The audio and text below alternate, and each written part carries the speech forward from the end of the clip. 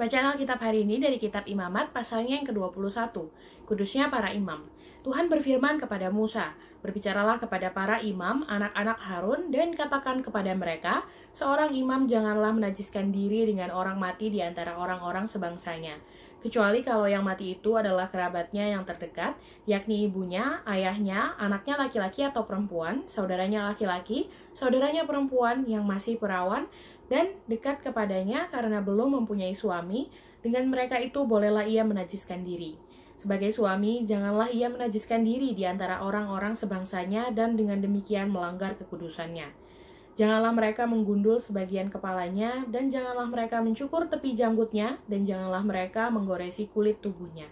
Mereka itu harus kudus bagi Allah, dan janganlah mereka melanggar kekudusan nama Allahnya, karena merekalah yang mempersembahkan segala korban api-apian Tuhan, santapan Allah mereka, dan karena itu haruslah mereka kudus. Janganlah mereka mengambil seorang perempuan sundal atau perempuan yang sudah dirusak kesuciannya, atau seorang perempuan yang telah diceraikan oleh suaminya, karena imam itu kudus bagi Allah. Dan kamu harus menganggap dia kudus karena dialah yang mempersembahkan santapan Allahmu. Ia harus kudus bagimu sebab aku Tuhan yang menguduskan kamu adalah kudus.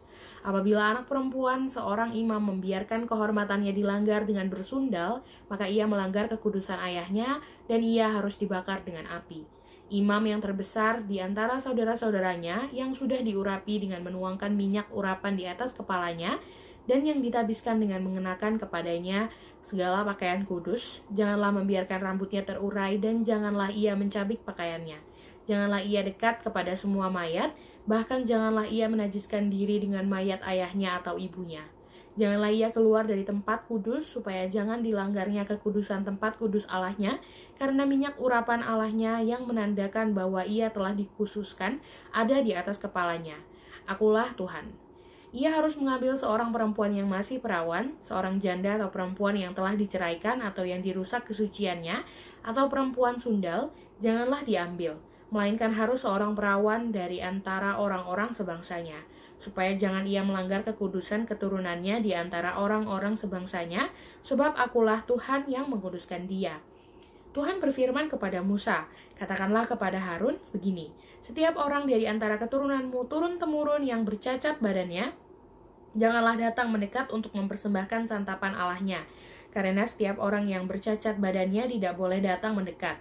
Orang buta, orang timpang, orang yang bercacat mukanya, orang yang terlalu panjang anggotanya, orang yang patah kakinya atau tangannya, orang yang berbongkol atau yang kerdil badannya, atau yang bular matanya, orang yang berkedal atau berkurap, atau yang rusak buah pelirnya, sehingga setiap orang dari keturunan Imam Harun yang bercacat badannya janganlah datang untuk mempersembahkan segala korban api-apian Tuhan, karena badannya bercacat, janganlah ia datang dekat untuk mempersembahkan santapan Allahnya.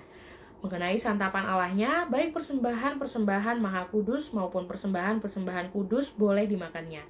Hanya janganlah ia datang sampai ke tabir dan janganlah ia datang ke mezbah, karena badannya bercacat, supaya jangan dilanggarnya kekudusan seluruh tempat kudusku, sebab akulah Tuhan yang menguduskan mereka." Demikianlah Musa menyampaikan firman itu kepada Harun serta anak-anaknya dan kepada semua orang Israel.